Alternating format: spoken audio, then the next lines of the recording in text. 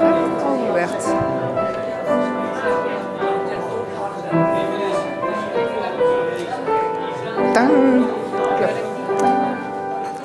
Goedenavond allemaal. Van harte welkom bij het Alzheimer Café van oktober. Ook hartelijk welkom aan de kijkers thuis weer. Ook deze uitzending wordt weer opgenomen, zodat degenen die hier niet bij aanwezig kunnen zijn, het thuis ook nog kunnen volgen. Mijn naam is Nicole. Catherine, mijn vaste gesprekspartner, is er vanavond helaas niet, dus ik ben alleen. Maar zoals jullie kunnen zien, word ik goed vergezeld van andere gasten, waarover dadelijk meer. We gaan eerst weer eventjes, het eerste gedeelte van de avond gaan we weer praten met de gastsprekers. Daarna hebben we een korte pauze en daarna kunnen we met elkaar wat vragen stellen en ervaringen delen. En er staat er nog wat leuks op het programma. Mochten jullie vragen hebben tijdens de pauze, dan kunnen jullie de mensen aanspreken die vrijwilliger zijn bij het Alzheimer Café. Die zijn allemaal herkenbaar aan een kaartje wat ik ook op heb. En als jullie tijdens de gesprekken vragen hebben, dan kunnen jullie ze noteren op de blokken die voor jullie liggen. Vanavond is het thema de ondersteuning van de mantelzorger en waar is nog behoefte aan. En ik heb hier 3 hele boeiende gesprekspartners met boeiende onderwerpen. Het verste van mij af zit Petra de la Roy. Zij is hier namens de danssalon. Dan hebben we Saar Bloemers. Saar is mantelzorgondersteuner bij Synthese. En zij komt wat vertellen over Bordje Vol. En naast mij staat Joke Halmans. En zij is hier namens de gespreksgroep Lotgenoten. Ja, zo heet het, hè? Zo heet het, ja, precies. Ja. Zullen we met jou beginnen, Joke? Ja, prima. Vertel eens, de gespreksgroep. Wat houdt het in? Wat houdt het in? Als je te maken krijgt met dementie, dan richt je je eigenlijk met name op degene die dementie heeft. Maar heel vaak vergeten we te kijken naar de persoon die er rondom die mens met dementie staat. Die mantelzorger namelijk. En die hebben vaak zoveel aan hun hoofd en die zitten zo vol. En die vinden het prettig om daar met lotgenoten over te praten. Want kijk, als je met mensen praat die in hetzelfde schuitje zitten, dan heb je maar een half woord nodig en dan weet je meteen waar het over gaat. Dus dat is gewoon prettig om met lotgenoten je zorgen te delen. Hè? En je leert ook heel veel van elkaar binnen zo'n groep. Je luistert naar elkaar, je deelt je ervaringen, je deelt je dingen die je tegenkomt, waar je tegenaan loopt. En je kunt elkaar daarin gewoon helpen en steunen. En dat geeft vaak eigenlijk al zoveel verlichting dat je er toch een beetje beter tegen kunt. Ja. En hoe vaak is dat, zo'n gespreksgroep? Dat is 2 keer in de maand, op de maandagmorgen. En mijn collega Maria zit hier ook. Wij doen dat samen. En wij doen het al heel lang samen ook. Hè. Wij doen dat op de maandagmorgen 2 keer in de maand. Van 9:15 tot 12 uur. Okay. Ook hier in de Kempaan. In de Kempaan. Vind ik ook wel belangrijk, want het is een veilige, vertrouwde omgeving hier. Nou, ja, dat is eigenlijk in het kort wat we doen. Kunnen mensen daar zo naartoe? Nee, het is belangrijk dat mensen die zeggen van, we willen dan naar... Kijk, dit café, daar loop je binnen, kan je vrij binnenkomen. Maar de gespreksgroep, daar worden toch wel hele persoonlijke dingen gedeeld. En we zeggen ook altijd, wat je komt vertellen, dat blijft hier op tafel. Hè, dat gaat nergens anders heen, dat blijft op tafel. Dus daarom kunnen mensen ook niet zeggen, oh, kom eens een keertje kijken. Mm-hmm. Dat is dan niet prettig. Hè? Het is, willen mensen bij die groep komen, dan bellen ze met Maria of met mij van... nou, dit is de situatie, zou ik daar binnen passen?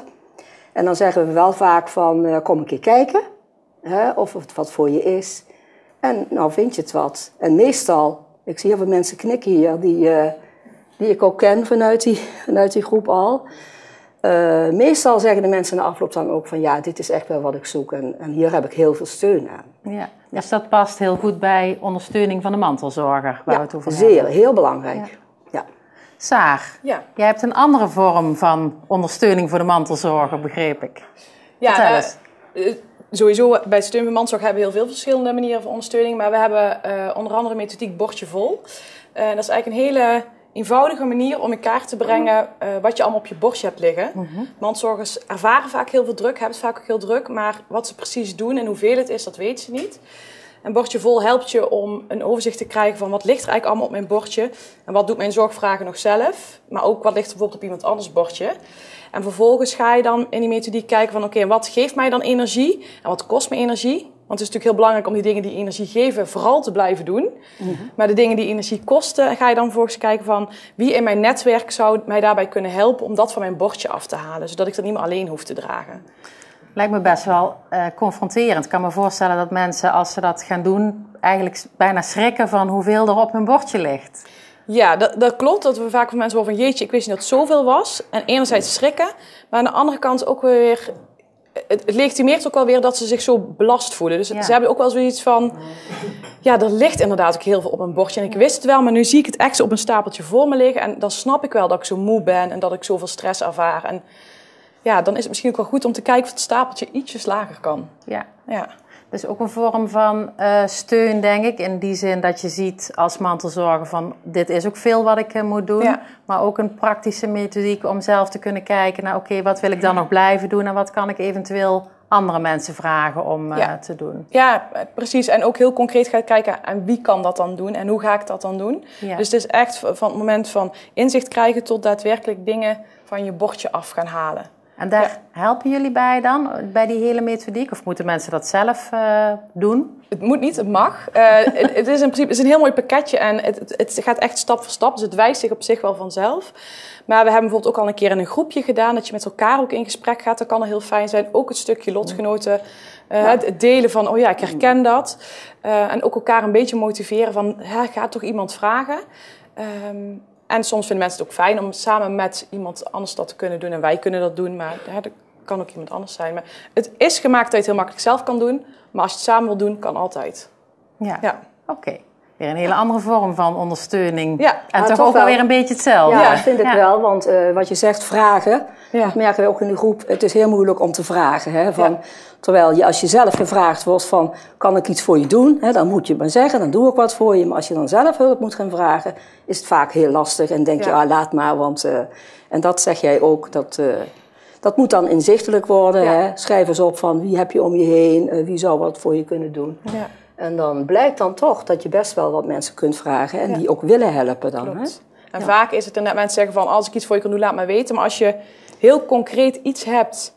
wat je ook kunt vragen... iemand, zou jij voor mij 1 keer in de week de boodschap willen doen? Dat is heel concreet voor jezelf, maar ook voor de ander. En dat kan heel behulpzaam zijn. Ja, precies. Ja. Petra, je hebt weer eigenlijk een hele andere... vorm en toch ook wel weer een beetje hetzelfde misschien. Vertel eens. Ja, wij als tussen haakjes dansschool zijnde, wat iedereen denk ik wel kent, dansen bij Jansen. Wij organiseren 1 keer in de maand een dansmiddag eigenlijk. Met leuke muziek, soms hebben we live muziek. En dat is ook eigenlijk een beetje om te ondersteunen de mantelzorgers en de mensen met dementie een leuke middag laten beleven. Ja. En die is gericht ook op mensen met dementie en hun mantelzorgers? Ja. Het kan natuurlijk ook zijn dat je met iemand anders komt. Dat juist de mantelzorger dan ontlast wordt, zeg maar. Om het zo maar te zeggen. Maar het is wel een bekend gegeven dat dansen en die muziek... dat het wel heel leuk is om even te ontspannen en dat terug... En ook daar kan ik me voorstellen dat gesprekken ontstaan wellicht tussen prima. Ook toch het ontmoeten van anderen. Ja, klopt. Helemaal. Wat leuk. Ja. Wat voor ervaringen hoor je daarvan terug? Wat mensen daarvan teruggeven, zeg maar? Gewoon dat het heel leuk is om weer het samen te dansen. Want samen is toch, samen dansen, het elkaar vasthouden, die interactie die je dan hebt met elkaar. Natuurlijk ook het meezingen van liedjes.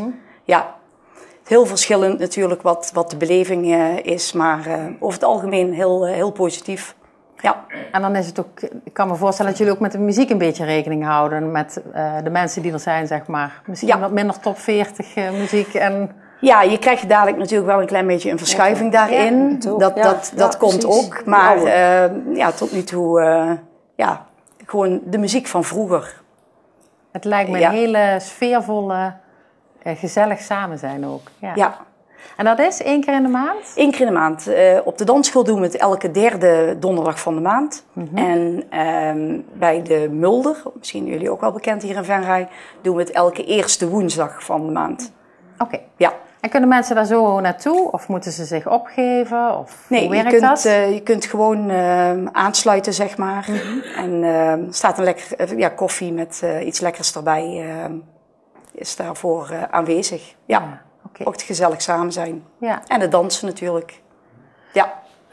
Wat mooi uit alle drie jullie stukken naar voren komt, terwijl het allemaal heel verschillende dingen eigenlijk zijn, is het samen zijn, met elkaar samen zijn fijn is en samen dingen doen. Niet alleen als mantelzorgers bij elkaar. Ik kan me voorstellen dat het fijn is om elkaar daarin op te zoeken. Maar bij jou hoor ik ook heel erg terug het tussen veelal partners, denk ik. Ja. Samen een mooie middag. Al is het ook mogelijk dat bijvoorbeeld vader met dochter komt.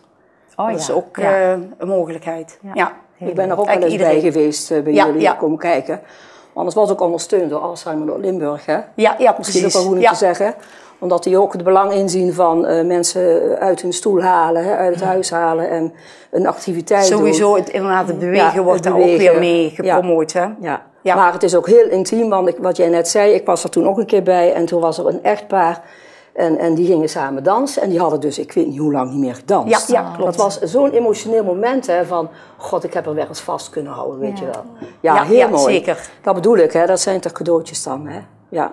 Precies. Mooi. Ja. Sarah, even terug naar jou. Hoe kunnen mensen eigenlijk, dat heb ik volgens mij net niet gevraagd, hoe komen ze nou aan dat pakket van een bordje vol? Nou, kunnen ze bij mij krijgen. Nou, dat is fijn. Ik heb dozen vol. Ja, dan kunnen ze zich melden bij het steunpunt Mantelzorg. Het zit in het gebouw van Synthese. Maar ze kunnen bellen, mailen. De contactgegevens staan nog op de hulpwijzer van de gemeente. We hebben een Facebookpagina, dus via verschillende kanalen. Ja. Dat steunpunt Mantelzorg is sowieso denk ik wel goed voor mantelzorgers om daarvan te weten, of niet? Ja, het is, wij adviseren mensen om zich aan te melden als mantelzorger zijn, omdat ze dan sowieso een aantal keer per jaar een nieuwsbrief krijgen. En daarin houden ze op de hoogte van bijeenkomsten die we organiseren, evenementen die zijn, de mantelzorgwaardering, dat die weer aangevraagd kan worden bijvoorbeeld. En het is ook voor ons fijn om een beetje een beeld te krijgen van hoeveel mantelzorgers we in Venray hebben. Want er zijn er zo ontzettend veel en we hebben nog steeds maar een heel klein fractie daarvan in beeld. Dus ja. De rest zijn de stille mantelzorgers, zeg maar, die doen dat uit... Ja, wat is een mantelzorger? Ja, wie is een mantelzorger? Klopt. Als je dat vraagt, dan zijn er genoeg mensen die zeggen, ja, ben ik een mantelzorger? Sorry. Mijn vader zei dat vroeger ook, ik ben toch geen mantelzorger? Ik ben gewoon de man van, hè? Ik zorg gewoon voor mijn vrouw. Ja, je bent toch een mantelzorger. Dus, en zo denk ik dat er nog heel veel mensen zijn die dat zich niet bewust zijn.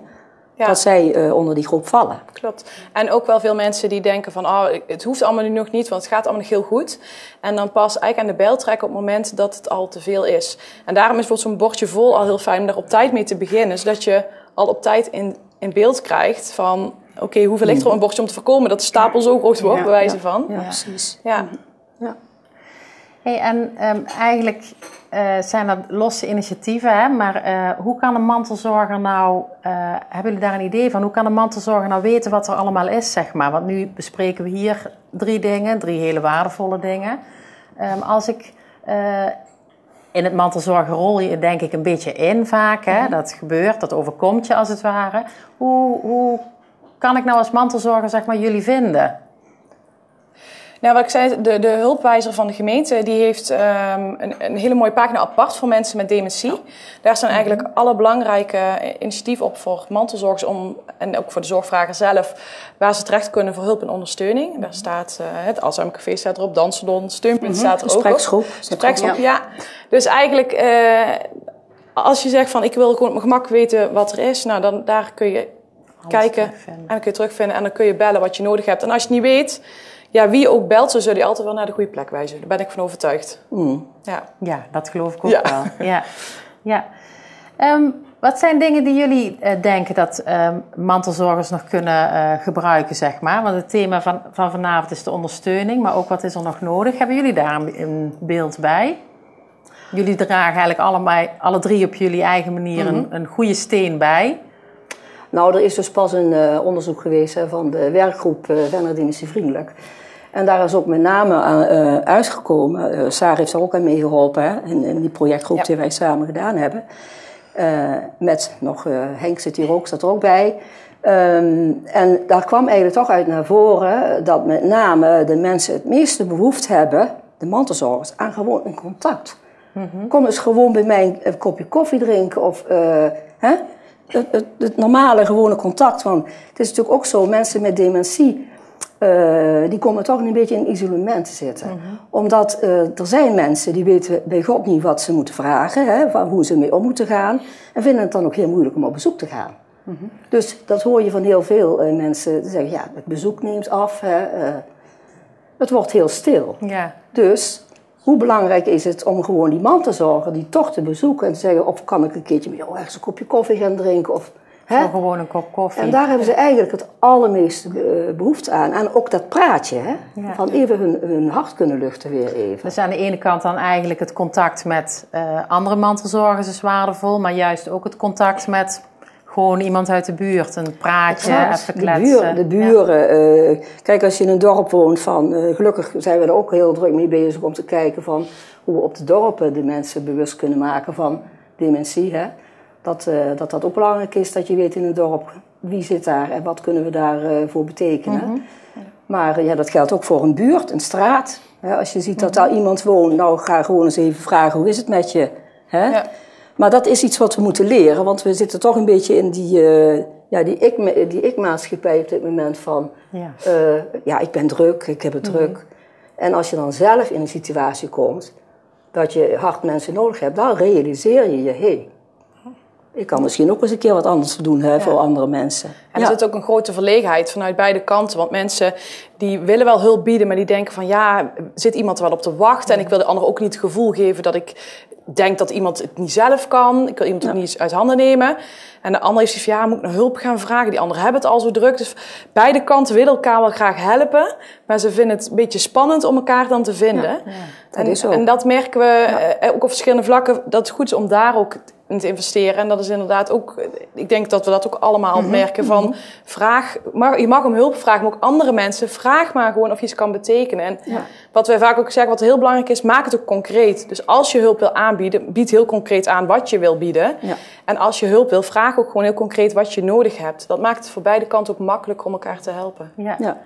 En ik denk, als je het niet weet, als je niet weet wat je kunt doen, zeg dan, ik wil je graag helpen, maar ik weet niet wat ik moet doen. Precies, of ik wil dan graag op bezoek komen, maar ik vind het spannend, bijvoorbeeld. Hè? Dan heb je in ieder geval bij je met elkaar in gesprek.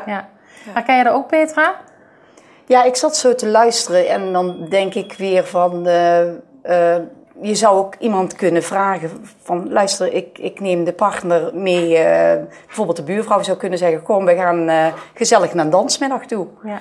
En dat misschien de naaste iets anders kan gaan doen. Even wat tijd voor zichzelf. Ja, tijd voor zichzelf. Ja, zo zou je het ook kunnen doen. Heel belangrijk. Ja. Als je weet dat iemand bijvoorbeeld houdt van muziek en van dansen. Ja. Het is in ieder geval het proberen waard, toch? Ja.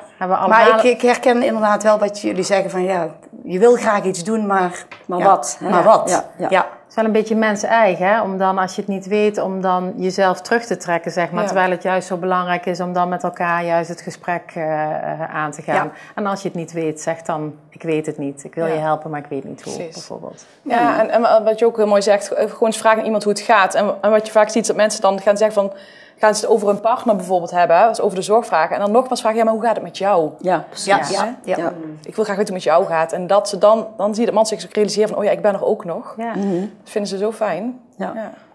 Even doorvragen dus. Ja. Zijn er nog dingen die jullie willen delen, die we gemist hebben over jullie initiatieven?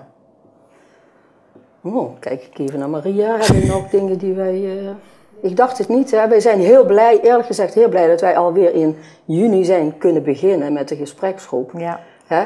Want we hebben toch gemerkt dat mensen het misten. En kijk, bij die groep, dan zit het vaak tot hier. Hè. Dan zit je onder water. Ja. En er komt zoveel op je af. En met die corona werd het natuurlijk allemaal nog een keer 3 keer zo erg. Ja. Dan moeten we ook niet onderschatten wat dat voor een verschrikkelijke tijd is geweest voor heel veel mensen. Ja. Dat je niemand zag en... geïsoleerd in je huiskamer zat. Ja. Dus we waren ontzettend blij dat wij weer mochten beginnen in juni. Hier ook in de Kemphaan. En op afstand. En nu mogen we gelukkig weer dichtbij zitten. Dus het is ook weer wat intiemer. En dat is natuurlijk ook belangrijk als je met een groep over intieme dingen praat. Dan is het ook fijn als je een intieme setting hebt. Dat voelt anders. Dat voelt gewoon heel anders. Dus daar zijn we ook blij omdat dat nu ook weer... En verder... Want dat zullen we bij jullie mensen ook gemist hebben, denk ik, die dansmiddag. Het zijn vast mensen die daar heel trouw elke maand naartoe we komen. hadden een vaste groep die altijd kwam. En dat is inderdaad wel 1,5 jaar stil geweest. Ja. Dus die leven er ook weer echt naartoe dat we weer gaan beginnen. Ja, vanaf volgende week donderdag. Dat is ook weer de eerste keer? Ja, het is weer de eerste keer. Oh, nou dan... En? Feestelijk, toch? Ja, klopt. Want Mirjam Arts die komt live muziek verzorgen. Nou, een extra... Dus een soort van troubadour. Ja. Misschien dat jullie er wel kennen. We hebben al eerder ervaringen gehad met dansen, hè? Ja. Maar dat gaat helemaal goed komen. Ja. Ik heb van die stalen neuzen. Ja. Dat is wel een extra mooie middag om dan een keer kennis te maken, denk ik, met de dansen. Inderdaad. Ja, dus volgende week donderdag om 2 uur. Om 2 uur. En dan kun je wel gewoon binnenkomen lopen? Ja, je kunt gewoon binnenkomen lopen. Koffie met wat lekkers is altijd er. Zijn er kosten aan verbonden? Ja, zeggen, de mantelzorger, daar wordt de vergoeding door betaald door dementie. Door Alzheimer. Noord-Limburg. Ja. Alzheimer Noord-Limburg. En de gast, dus die betaalt €5 entree. Ja. En dan krijg je dus een kopje koffie met meestal een stukje vlaai. Ja. Op zijn Limburgs dan. Ja. Nog niet. Dan moet ik toch wat meer uit de kast gaan halen, wil ik meneer ook... Kan misschien dadelijk na de pauze. Ja, precies. Even oefenen. Ja, er komt nog een verrassing na de pauze. Ja. Nou, dames. Ik denk dat... het er voor nu op zit. Tenminste, voor de kijkers thuis. 3 hele mooie initiatieven. Wat ik vooral in jullie verhalen hoor, zei ik net ook al, het onderling contact is fijn. De aandacht voor de mantelzorger. Er gaat veel aandacht uiteraard naar degene met dementie. Maar de mantelzorger wordt soms nog wel eens vergeten of vergeet zichzelf. Dat gebeurt denk ik ook vaak. En ik denk dat het een mooie oproep is met deze uitzending ook om aan alle mantelzorgers... om te zeggen dat ze ook aan zichzelf mogen denken en ook hulp mogen aannemen. En er zijn allerlei mooie initiatieven voor. Hartstikke bedankt voor jullie gesprek. Wij gaan dadelijk na de pauze nog even met elkaar nog wat dingetjes evalueren en nog een klein verrassingje doen. En dan neem ik nu afscheid van de kijkers thuis. Hartelijk bedankt voor het kijken. Onze volgende uitzending die is in de week van 8 november. 8 november is het nieuwe Alzheimer Café. En het wordt een ontzettend feestelijke uitzending, want die is helemaal ingericht rondom ons jubileum. Een grote verrassing, zelfs voor een aantal van onszelf. Maar ik nodig jullie allemaal van harte uit om op 8 november in ieder geval in het café te komen. En met ons samen dat te vieren. Allemaal heel erg bedankt voor het kijken en graag tot de volgende keer.